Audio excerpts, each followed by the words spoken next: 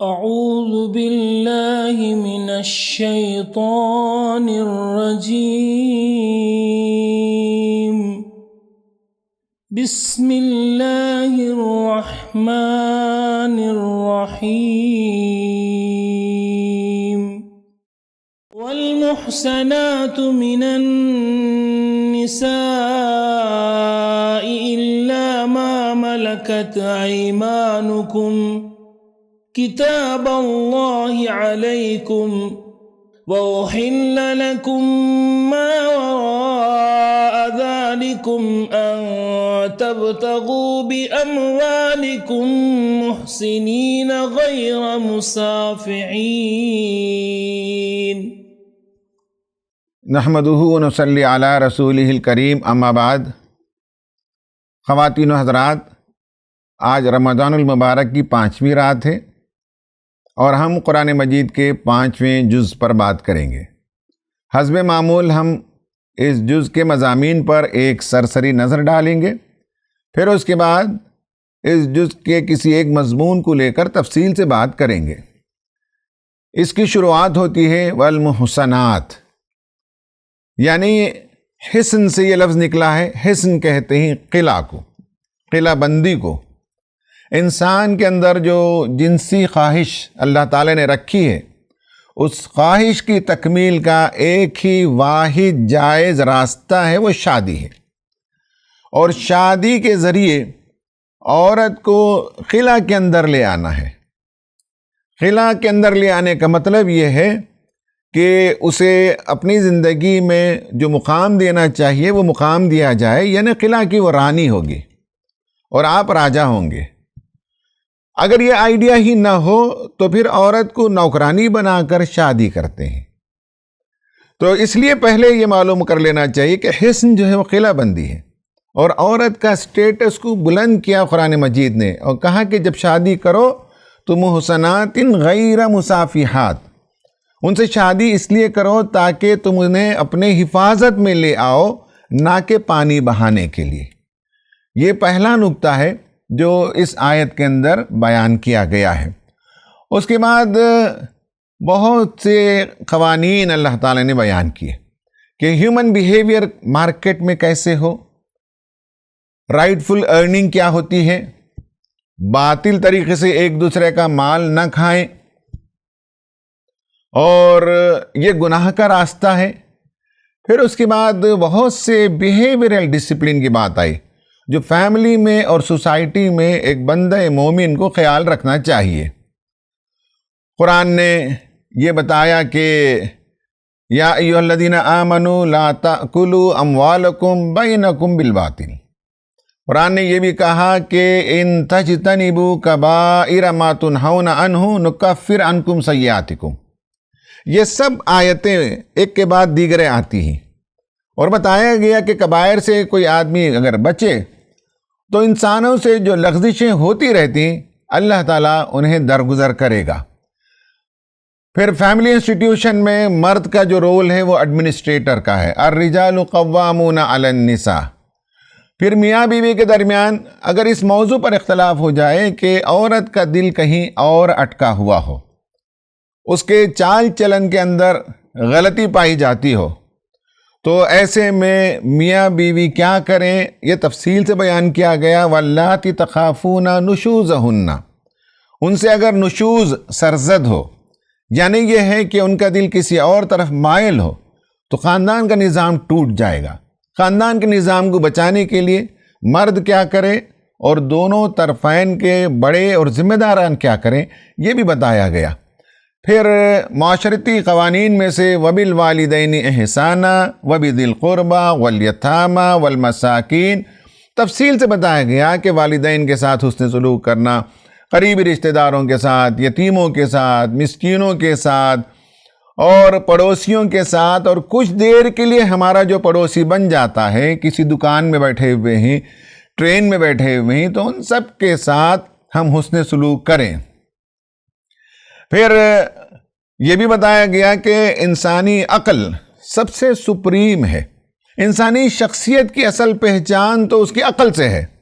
اگر عقل معوف ہو جائے تو شخصیت متاثر ہو جاتی ہے. اس لیے اسلام میں نشہ کو حرام قرار دیا گیا اور نشہ بندی سٹیجز میں کی گئی. ان میں سے ایک سٹیج یہ تھا یا ایھا الذین آمنوا لا تقربوا الصلاۃ وانتم سکارى حتى تعلموا ما تقولون. اے اہل ایمان، جب تم نماز کے لیے جاؤ تو نشے کی حالت میں نہیں ہونا چاہیے، اس لیے کہ تمہیں معلوم ہو کہ تم جو کچھ کہہ رہے ہو. تو اس سے معلوم ہوتا ہے کہ قرآن نے انفرادی اور معاشرتی اور سماجی زندگی کو بہت اہمیت دی اور بتایا کہ کیسے اسے ریگولیٹ کیا جائے. پھر اس بارے میں یہود کو اللہ تعالیٰ نے کیوں لعنت زدہ کیا، ان کا بیہیویئر، ان کا ایٹیٹیوڈ اور ان کی جو نمایاں خصلتیں تھیں ان کا ذکر آیا، اور ان کے جو ساتھی منافقین تھے ان کے بارے میں بھی بتایا، اور ان کے کردار کی تصویر اللہ تعالیٰ نے پیش کی. ان المنافقین یخادعون اللہ وهو خادعهم وَإِذَا قَامُوا إِلَى الصَّلَاةِ قَامُوا كُسَالَىٰ يُرَاءُونَ النَّاسَ وَلَا يَذْكُرُونَ اللَّهَ إِلَّا قَلِيلًا. نماز کے لیے اٹھتے ہیں تو کس مساتے ہوئے اٹھتے ہیں، بے دلی کے ساتھ اٹھتے ہیں، اور اگر نماز میں نہ جائیں تو ایمان پر شک آئے گا، لیکن دل کی آمادگی کے ساتھ وہ نماز نہیں ادا کرتے، اور نہ وہ ادھر ہیں نہ ادھر ہیں، دونوں کے بیچ بیچ بین بین چلنا چاہتے ہیں. اس لیے اللہ تعالیٰ کے نزدیک انتہائی مبغوض لوگ ہیں. پھر اس کے بعد کچھ سماجی اور سیاسی قوانین دیے. ان میں سے یہ بتایا کہ جب بھی تم اپنا کوئی ذمہ دار منتخب کرو تو اہلیت کی بنیاد پر منتخب کرو، اس کے اندر میرٹ ہونی چاہیے. آپس میں اختلاف نہ کرو، آپس میں جھگڑے نہ کرو، تم ہلکے پڑ جاؤ گے. اور اللہ تعالیٰ کی جو ہدایت ہے اس ہدایت کی اتباع کرو جو اس نے نازل کی ہے کتاب، یا جو اس نے قوانین بھیجے ہیں، جو احکام اس نے بھیجے ہیں، ان احکام کی بنیاد پر تمہاری زندگی کے معاملات کے فیصلے کرو. جو ایسا نہیں کریں گے وہ ظالم ہیں، وہ فاسق ہیں، وہ کافر ہیں. پھر اس کے بعد مظلومین کے حق میں مسلمانوں کو کہا گیا کہ اٹھو اور ان کی مدد کرو اور اللہ تعالیٰ کا تقوی اختیار کرو. پھر یہ بھی بتایا گیا کہ جب تمہیں کوئی تکلیف اور مصیبت آتی ہے تو یہ تمہارے اپنے اعمال کی وجہ سے ہے، اس کا تھوڑا سا جائزہ لے لو. سماجی زندگی میں یہ حکم بھی بہت اہم ہے کہ قتل نہ کرو اور نمازوں کا اہتمام کرو، یہاں تک کہ میدان جنگ میں بھی باجماعت نماز کا اہتمام کرو. اللہ تعالیٰ سے مغفرت چاہتے رہو. جو کچھ غلطیاں ہو جاتی ہیں، جو سہو ہو جاتا ہے، جو ٹرانسگریشنز ہو جاتا ہے، ان سب پر اللہ تعالیٰ سے مغفرت چاہتے رہو. اور یہ بھی کہا گیا کہ آپس میں وسپرنگ نہ کرو، کانا پھوسی نہ کرو. جو کوئی بات کہنی ہو تو اوپنلی بات کہنی چاہیے.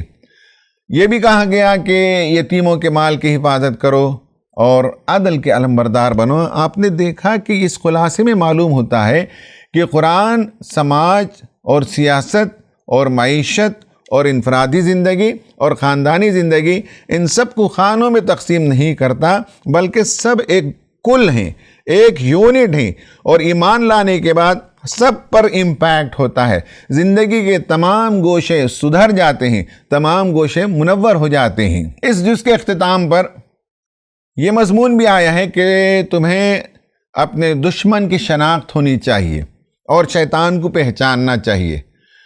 تو اس پر اس پارے کا مضمون ختم ہوتا ہے. یہ میں نے ایک سرسری نظر ڈالی اور آپ کے سامنے اس کے مضامین کا خلاصہ پیش کیا.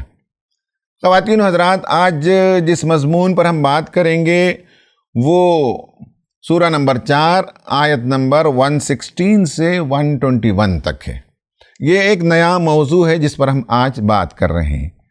اس موضوع پر نفسیاتی پہلو سے، علمی پہلو سے، سائنٹیفک اپروچ کے ساتھ، جدید اسلوب بیان کے ساتھ کتابیں نہیں ملتی. ہمارے بڑوں نے، ہمارے بزرگوں نے، ہمارے قدماء نے جو کلاسیکل لٹریچر ہے اس میں ان کی باتیں ہمیں ملتی ہیں. آج کا موضوع ہے رول آف شیطان ان ہیومن بیہیویئر، یعنی انسان جو کچھ عمل کرتا ہے. چونکہ نفسیات کا بڑا موضوع تو ہیومن بیہیویئر ہے، اور انسان جو کچھ بیہیو کرتا ہے اس میں شیطان کا کیا رول ہے؟ سائنس تو یہ نہیں بتاتی، سائنس کے پاس تو شیطان کا وجود بھی نہیں ہے، لیکن قرآن صاف طور پر کہتا ہے کہ شیطان نام کی ایک ہستی کا وجود ہے، یا ایک پوری مخلوق موجود ہے، اور وہ مخلوق ہم پر اثر انداز ہوتی ہے، اسے ڈینائی نہیں کیا جا سکتا۔ اگر ہمیں سمجھ میں نہیں آ رہا ہے تو ڈیپر انڈرسٹینڈنگ کی ضرورت ہے، مطالعے کی ضرورت ہے، لیکن شیطان اور ابلیس اور جنات کے وجود کا انکار نہیں کیا جا سکتا، اور اس بات کا بھی انکار نہیں کیا جا سکتا کہ وہ ہماری زندگیوں میں عمل دخل کرتے رہتے ہیں، وہ ہمارے تھاٹ پروسیس کو امپیکٹ کرتے ہیں، وہ ہمارے عمل کے دھارے کو چینج کر سکتے ہیں، اس کا ہم انکار نہیں کر سکتے۔ آیتیں یہ ہیں، ان اللہ لا یغفر ان یشرک بہ وَيَغْفِرُ مَا دُونَ ذَلِكَ لِمَن یشاء۔ اللہ تعالیٰ اس کے علاوہ کسی کو شریک کیا جائے اس کی مغفرت نہیں کرتا، اور اس کے علاوہ ہر چیز کی وہ مغفرت چاہے تو کر سکتا ہے، اور جو اللہ تعالیٰ کے ساتھ شرک کرتے ہیں وہ کھلی گمراہی میں پڑ جاتے ہیں۔ إِن يَدْعُونَ مِن دُونِهِ إِلَّا إِنَاثًا، جن ہستیوں کو خدا کو چھوڑ کر یہ پکارتے ہیں دراصل وہ دیویاں ہیں۔ وَإِن يَدْعُونَ إِلَّا شَيْطَانًا مَرِيدًا، اور شیطان مردود کی وہ پوجا کرتے ہیں، وہ اس کی عبادت کرتے ہیں، وہ اس کو پکارتے ہیں۔ لعنہ اللہ، اللہ تعالیٰ نے اس پر لعنت کی ہے۔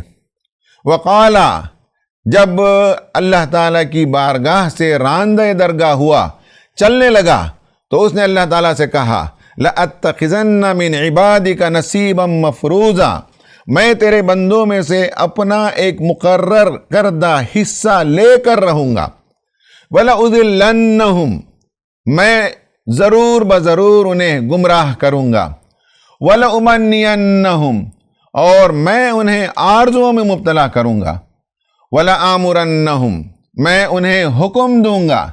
فَلْيُبَتِّكُنَّ آذَانَ الْأَنْعَامِ، وہ جانوروں کے کان کاٹیں گے۔ وَلَآمُرَنَّهُمْ، اور میں ضرور بضرور انہیں حکم دوں گا۔ فَلْيُغَيِّرُنَّ خَلْقَ اللَّهِ، اللہ تعالیٰ کی بنائی ہوئی ساخت میں، اللہ تعالیٰ کی تخلیق میں وہ تغیر کریں گے، وہ چینج کریں گے، اسے بدل کر رکھ دیں گے۔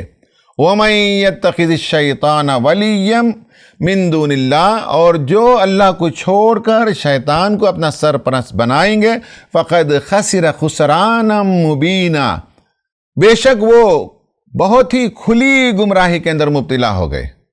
يَعِدُهُمْ وَيُمَنِّيهِمْ، شیطان انہیں وعدے کرتا ہے اور انہیں آرزوؤں میں مبتلا کرتا ہے۔ وَمَا يَعِدُهُمُ الشَّيْطَانُ إِلَّا غُرُورًا، اور اس کے وعدے دھوکے کے علاوہ کچھ نہیں ہے۔ أُولَئِكَ مَأْوَاهُمْ جَهَنَّمُ، ان سب لوگوں کا ٹھکانہ جہنم ہے۔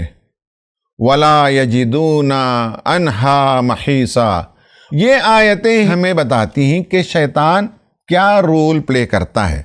اس پر میں کچھ تفصیل سے بات کروں گا، اور خاص کر میں چاہوں گا کہ ہمارے ویورز میں سے جو اسٹوڈنٹس ہیں، جو طلبہ ہیں، لڑکے ہوں کہ لڑکیاں، اس پر غور کریں کہ شیطان ہمیں کیسے گمراہ کرتا ہے، شیطان ہمیں کیسے آرزوؤں میں مبتلا کرتا ہے، شیطان ہمیں کیسے غلط کاموں کی طرف آمادہ کرتا ہے اور ہمارے عمل کو متاثر کرتا ہے۔ شیطان جو کچھ کرتا ہے اسے ہم کیسے ٹریس میں لا سکیں گے، اسے کیسے ہم علمی طور پر سمجھ سکیں گے۔ انسان جو کچھ عمل کرتا ہے اس کے پیچھے کیا چیزیں کار فرما ہوتی ہیں، اس کا تھاٹ پروسیس ہوتا ہوگا، اس کے ایموشنز ہوتے ہوں گے، اس کے انسٹنکٹس ہوتے ہوں گے، اس کے فیلنگز ہوتے ہوں گے۔ جو کچھ بھی آپ تفصیل سے پڑھیں معلوم ہوگا کہ انسان جو ایکٹ کرتا ہے اس کے پیچھے کئی ایلیمنٹس ہوتے ہیں، ان میں سے کس ایلیمنٹ میں شیطان آ کر مداخلت کرتا ہے اور ہم جو چاہتے ہیں اس کے برخلاف ہم سے عمل کروا دیتا ہے، اسے فائنڈ آؤٹ کرنے کی ضرورت ہے۔ ایک بہت دلچسپ موضوع ہے اور بہت گہرائی کے ساتھ مطالعہ کرنے کا موضوع ہے۔ اس پر انشاءاللہ ہم آپ کے سامنے تھوڑی سی باتیں رکھیں گے۔ پہلے تو ہم شیطان کا انٹروڈکشن آپ کے سامنے پیش کریں گے۔ اس پر امام ابن قیم جوزی رحمۃ اللہ علیہ کی ایک بڑی تفصیلی کتاب موجود ہے، اور اس کتاب میں انہوں نے شیطان کے مختلف حربوں کو ہمیں سمجھایا اور بتایا کہ شیطان ہمیں کیسے گمراہ کرتا ہے۔ اس کے علاوہ اور 2-4 کتابیں ضرور آپ کو کلاسیکل لٹریچر میں مل جائیں گے، لیکن جدید لٹریچر میں اس سلسلے میں کوئی زیادہ رہنمائی نہیں ملتی۔ انشاءاللہ میں آپ لوگوں کو بتاؤں گا کہ جدید لٹریچر میں سائیکالوجسٹ نے 1-2 لوگوں نے جو باتیں بیان کی وہ میں آپ کے سامنے پیش کروں گا، اس لیے کروں گا تاکہ آپ اس آئیڈیا کو مزید ڈیولپ کریں۔ پہلی بات یہ ہے کہ شیطان یا شیطان، انگریزی میں ہم شیطان کہتے ہیں، اردو میں شیطان کہتے ہیں، عربی میں شیطان کہتے ہیں۔ یہ ایک اسپرچول ایول پاور ہے، ایک برائی کا ماخذ اور منبع ہے، برائی کا ایک سورس ہے جو ہماری ذات پر جس کا امپیکٹ ہوتا ہے، اور وہ ہمارے کانشیسنس، ہمارے شعور کو متاثر کرتا ہے۔ کیسے کرتا ہے گفتگو کریں گے۔ دوسری بات یہ ہے کہ وہ انویزیبل پاور ہے۔ اللہ تعالیٰ نے ہمیں ایسے بنایا ہے کہ اس پر ہمیں کوئی قدرت نہیں دی، مگر اسے ہم پر قدرت دی۔ ہم اسے دیکھ نہیں سکتے، وہ ہمیں دیکھتا ہے۔ اِنَّهُ يَرَاكُمْ هُوَ وَقَبِيلُهُ مِنْ حَيْثُ لَا تَرَوْنَهُمْ، وہ اور اس کا پورا جو کنبہ ہے، اس کا قبیلہ ہے، وہ تمہیں دیکھتے ہیں اور تم انہیں نہیں دیکھ سکتے۔ اور اس کا کام ہے کہ وہ ہمیں دیکھتا ہے اور ہمیں گمراہ کر سکتا ہے۔ اس کا اختیار اسے اللہ تعالیٰ نے دیا اور گمراہی میں بہت دور تک وہ لے جا سکتا ہے۔ آپ صلی اللہ علیہ وسلم نے یہ بھی بیان فرمایا کہ شیطان ہمارے خون میں گردش کرتا ہے، اور خون کا جو بہاؤ ہے، اس کا جو فلو ہے اور اس کا جو ریگولیشن ہے، اس سے جسم کے ایک ایک حصے تک توانائی پہنچتی ہے، اور ہماری عقل اس سے کام کرتی ہے۔ ہمارا کانشیسنس میں بلڈ سرکولیشن کا بہت امپورٹنس ہے۔ تو شیطان جب بلڈ کی طرح ہمارے باڈی کے اندر گھومنے لگے تو وہ ڈیفرنٹ ایسپیکٹس کو امپیکٹ کر سکتا ہے، یہ بات ہمیں سمجھ میں آتی ہے۔ اور شیطان کا اصل کام ہے وسوسہ پیدا کرنا، مس گیونگس، مس انڈرسٹینڈنگس، اور ہمارے کانشیسنس کو امپیکٹ کر دینا کہ ہم شعوری طور پر جو چاہتے ہوں وہ نہ کریں بلکہ کوئی اور کام کی طرف ہمیں آمادہ کر دے۔ اسی لیے ہمیں سکھایا گیا قل اعوذ برب الناس ملک الناس الہ الناس من شر الوسواس الخناس الذی یوسوس فی صدور الناس، وہ جو دلوں کے اندر وسوسہ ڈالتا ہے، اور وہ جنات میں سے بھی ہوتے ہیں اور انسانوں میں سے بھی، من الجنت والناس۔ شیطان کا ایک کام یہ بھی ہے کہ جب انبیاء اور رسل اللہ کا کلام، اللہ کی باتیں، اللہ کا پیغام، ڈیوائن گائیڈنس لوگوں کے سامنے پیش کرتے ہوں تو اس وقت ان کی باتوں میں مس انڈرسٹینڈنگ پیدا کر دیتا ہے۔ یعنی رسول اور نبی انڈرسٹینڈنگ کو اپیل کرتے ہیں، اور شیطان انہی باتوں سے لوگوں کو ورغلاتا ہے اور لوگ مس انڈرسٹینڈنگ کا شکار ہو جاتے ہیں۔ آج بھی آپ دیکھ سکتے ہیں قرآن کی آیتوں سے کیسے غلط مفہوم لوگ نکال لیتے ہیں، کس طرح سے جہاد کا غلط مفہوم نکال لیتے ہیں، دنیا کی ہر بری چیز اور ہر برے کام کو جہاد سے موسوم کر دیتے ہیں۔ یہ سب گویا کہ رسول جب موجود ہوں قوموں کے درمیان، اور جب وہ قرآن کی تلاوت کرتے ہوں یا اللہ تعالیٰ کی الہی تعلیمات کو لوگوں کے سامنے بتاتے ہوں، تو شیطان کا ہمیشہ سے یہ طریقہ رہا ہے کہ ان آیتوں اور ان پیغام کو توڑ موڑ کر غلط مفہوم لوگوں کے ذہنوں میں پیدا کر دے۔ قرآن کہتا ہے وَمَا أَرْسَلْنَا مِن قَبْلِكَ مِن رَسُولٍ وَلَا نَبِيٍّ إِلَّا إِذَا تَمَنَّى القى الشیطان فی امنیتہ، یعنی جب بھی رسول اور نبی نے لوگوں کے سامنے اللہ کا کلام سنایا تو اس میں شیطان نے القاء کر دیا، اور اس کے اندر تیڑ اس نے پیدا کر دیا، اس کے مفہوم کو بدلا دیا، یعنی لوگوں کو ان آیتوں کا غلط مفہوم سمجھا دیا۔ تو اس سے مجھے یہ بتانا ہے کہ انڈرسٹینڈنگ پر شیطان امپیکٹ کرتا ہے، اور جو لوگ شیطان کے وسوسے میں آ جاتے ہیں وہ اچھی بات سے بھی برا مفہوم اخذ کرنے کی صلاحیت پیدا کر لیتے ہیں۔ اللہ تعالیٰ نے بارہا کہا کہ وہ تمہارا بدترین دشمن ہے، اسٹانچ اینیمی ہے، اور انسان کی یہ بدقسمتی ہے کہ وہ اپنے دشمن کو نہ پہچانے تو ضرور بضرور وہ منہ کی کھاتا ہے اور اوندھے منہ گرتا ہے۔ قرآن نے کہا الم عہد الیکم یا بنی آدم اللہ تعبدوا الشیطان انہ لکم عدو مبین۔ انسانوں سے قیامت کے دن اللہ تعالیٰ پوچھے گا کہ کیا بنی آدم میں نے تمہیں نہیں بتایا تھا؟ کیا میں نے تم سے وعدہ نہیں لیا تھا؟ کیا میں نے تمہیں آگاہ نہیں کیا تھا کہ شیطان کی عبادت نہ کرو، وہ تمہارا کھلا ہوا دشمن ہے؟ پھر اس کے بعد شیطان کے سلسلے میں یہ تو میں نے تعارف کرایا جو قرآن و سنت کے اندر موجود ہے۔ اب ہم شیطان کو سائیکالوجیکل پرسپیکٹیو سے کیسے سمجھیں گے؟ نفسیات کے میدان میں ایک آدمی نے کام کیا ہے جسے کارل یونگ کہتے ہیں، کہتے یونگ ہیں اور لکھا جاتا ہے JUNG جنگ۔ شیطانی وسوسے ہوتے ہیں جو انسان کے انکانشیس مائنڈ میں جا کر کام کرتے ہیں۔ کارل یونگ نے جو کچھ لکھا اس کے سلسلے میں اختصار کے ساتھ میں کچھ باتیں آپ کو بتاؤں گا۔ یونگ نے اپنی بالغ زندگی کا زیادہ تر حصہ لاشعور ذہن کے حیرت انگیز مواد اور طوفانی توانائیوں کی تحقیق میں گزارا۔ اس کا کام انکانشیس مائنڈ پر ہے، اور انکانشیس مائنڈ انسان کو کیسے کنٹرول کرتا ہے۔ انسانی نفس میں اٹھنے والے شیطانی وسوسوں کو کمپلیکس کا نام دیتا ہے، اور ایک پیچیدہ چیز ہے، اسی لیے شاید اس نے لفظ کمپلیکس بھی رکھا۔ بہت پیچیدہ ہے، آسانی سے اسے سمجھا نہیں جا سکتا۔ لیکن کمپلیکس کیا کرتے ہیں؟ کمپلیکس انسان کے ارادے میں مداخلت کرتے ہیں، اور عظیم انسان ہو یا عام انسان، بعض مرتبے ان کے منصوبوں کو یہ کمپلیکس چوپٹ کر دیتا ہے اور اوپر سے انہیں نیچے گرا دیتا ہے۔ اچھے لوگوں کی زندگی کو وہ برباد کر دیتا ہے۔ یہ متحرک اور منظم ذہنی مرکزیں ہیں۔ ذہن کے اگر نقشے کو آپ دیکھیں گے تو ان میں بعض سیلز کے بعض کام متعین کیے گئے ہیں۔ تھاٹ پروسیس کہاں سے شروع ہوتا ہے، ایموشنز کہاں ایفیکٹ کرتے ہیں، میموری کہاں ہے، لرننگ کہاں ہے، ریسپانس کہاں ہے، ری ایکشن کہاں ہے، یہ سب مائنڈ میں لوگوں نے فائنڈ آؤٹ کیا ہے۔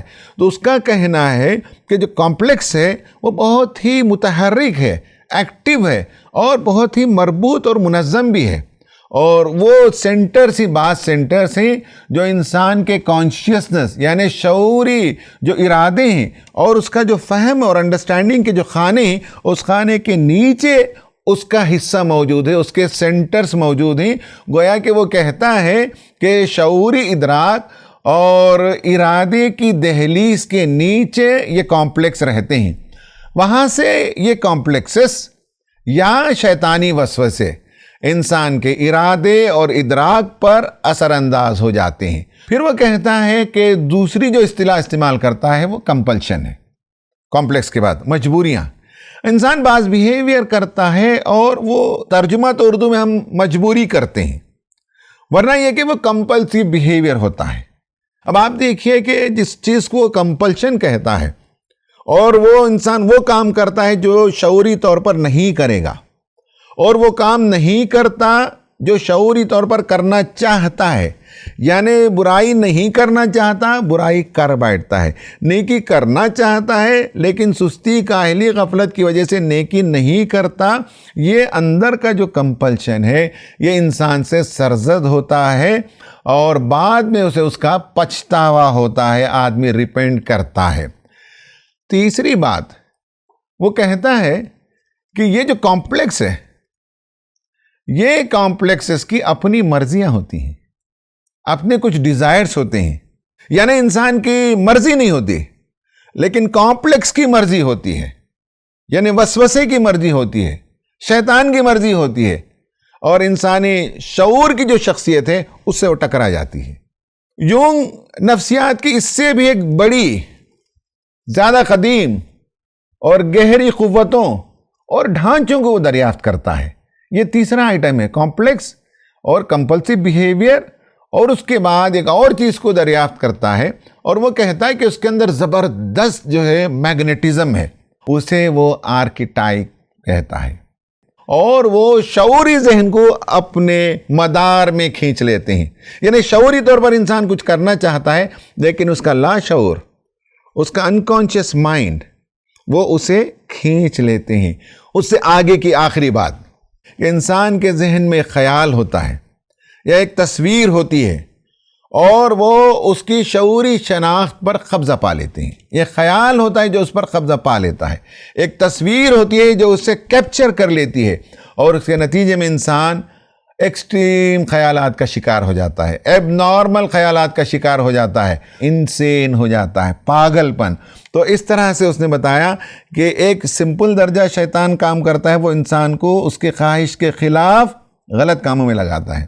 پھر اس کے بعد ایک اور درجہ وہ بتاتا ہے کہ لاشعور کے اندر اس کے شعور پر وہ قبضہ پاتا ہے اور جن یا آسیب زدہ انسان کی طرح وہ بیہیو کرتا ہے. اور آخری درجہ یہ کہتا ہے کہ انسان پاگل پن کا شکار ہوتا ہے، وہ آرکیٹائپس جو ہوتے ہیں ان کا کردار ہوتا ہے. اب ہمارے نوجوانوں کا سوال یہ ہے کہ ان آرکیٹائپس میں کیا وہ خانے ہیں، کیا وہ سیلز ہیں، کیا وہ فورسز ہیں جس کے نتیجے میں انسان کا شعور ختم ہو جاتا ہے، لاشعوری کی حرکتیں وہ کرنے لگتا ہے، انسان ارادے کے خلاف غلط کام کرنے لگتا ہے، اپنے ارادے کے خلاف جو صحیح کام کرنا تھا وہ نہیں کر پاتا. تو وہ کون سا حصہ ہے مائنڈ کا جہاں شیطان آ کر امپیکٹ کرتا ہے، جس کے نتیجے میں ہمارا بیہیویئرل پیٹرن چینج ہو جاتا ہے؟ یہ غور و فکر کا موضوع ہے. ہمیں معلوم ہونا چاہیے کہ ہر دن جب ہم باہر نکلتے ہیں یا گھر میں رہتے ہیں ہمیں ایڈجسٹمنٹ کرنا پڑتا ہے اپنے ماحول سے، اور ہم اپنی نگاہوں کی حفاظت کرتے ہیں، زبان کی حفاظت کرتے ہیں، کانوں کی حفاظت کرتے ہیں. جب ہم بولتے ہیں تو سماج میں وہ بات جو چل سکتی ہے وہ بولتے ہیں، من کے جو را ڈیزائرز ہیں وہ سب ہم نہیں بول پاتے، یہ سب ہم کنٹرول کرتے ہیں.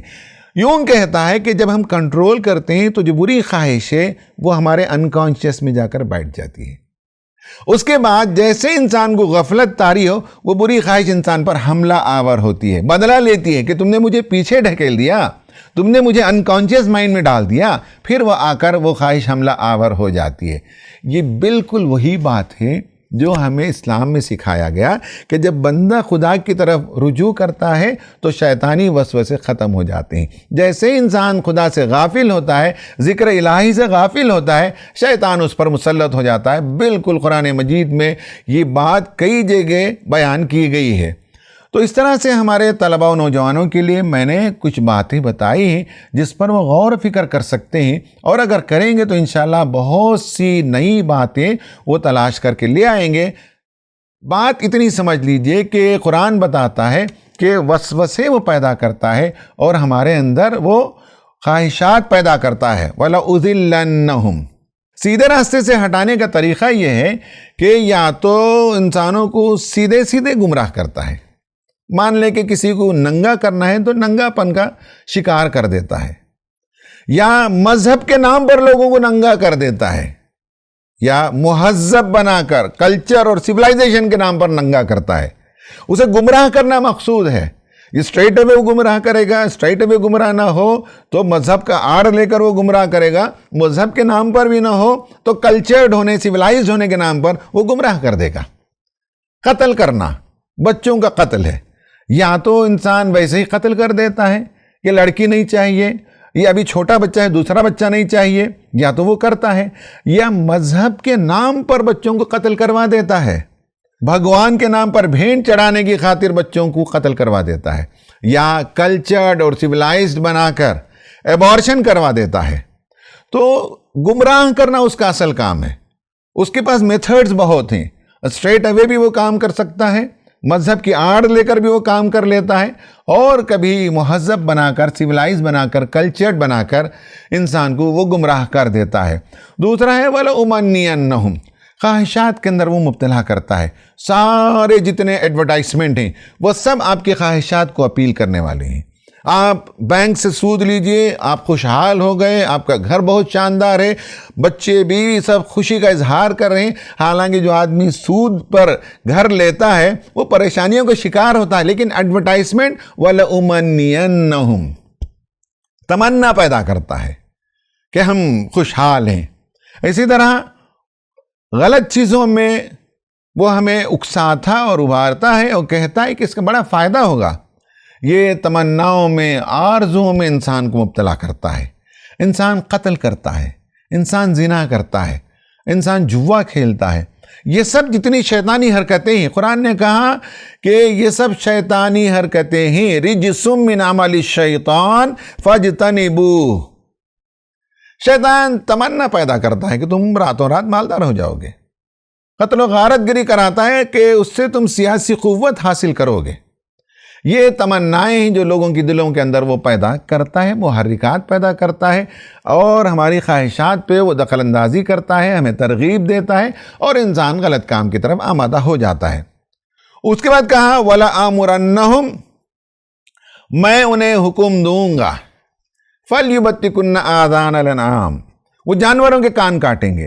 یعنی یہ ہے کہ عرب میں طریقہ تھا کہ جانوروں کے کان کاٹنے سے مراد وہ بھگوان کے نام پر، دیوی اور دیوتاؤں کے نام پر جانوروں کو پن کر دیتے تھے، جانوروں کو مختص کر دیتے تھے. ان کا گوشت کھانا حرام ہو جاتا،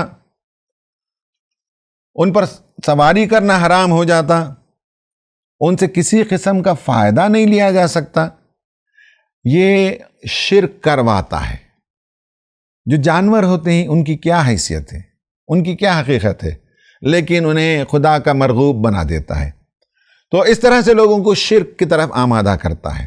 جانوروں سے محبت اتنی ہوتی ہے کہ انسانوں کی جان لوگ لے لیتے ہیں، درندوں سے زیادہ گر جاتے ہیں، شیطانیت پر اتر آتے ہیں.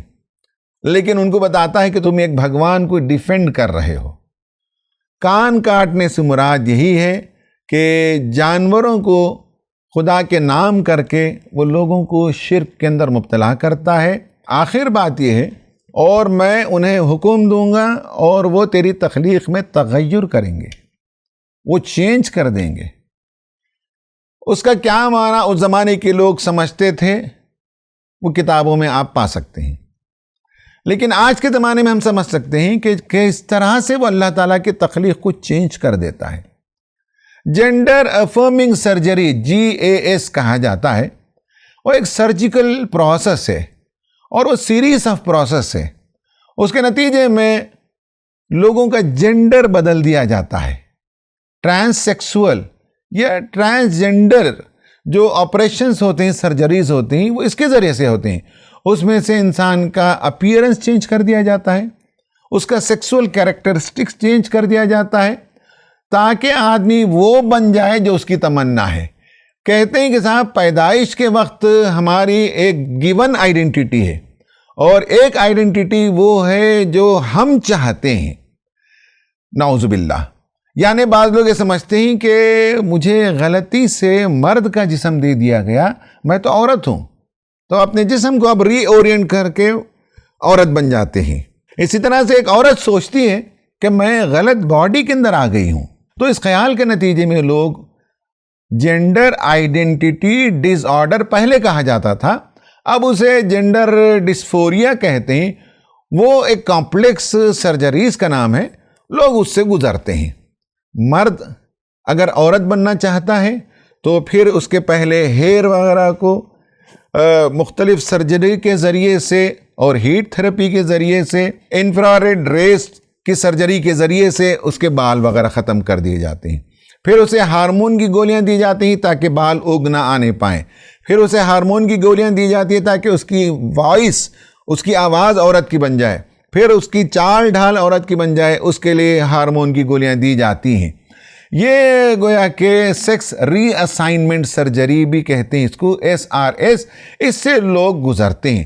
پھر فیشل سرجری کے بعد اپر باڈی کی سرجری ہوتی ہے، پھر لوئر باڈی کی سرجری ہوتی ہے. اس کے نتیجے میں جو پیدائشی طور پر مرد تھا وہ عورت بن جاتا ہے، اور جو پیدائشی طور پر عورت تھی وہ مرد بن جاتی ہے.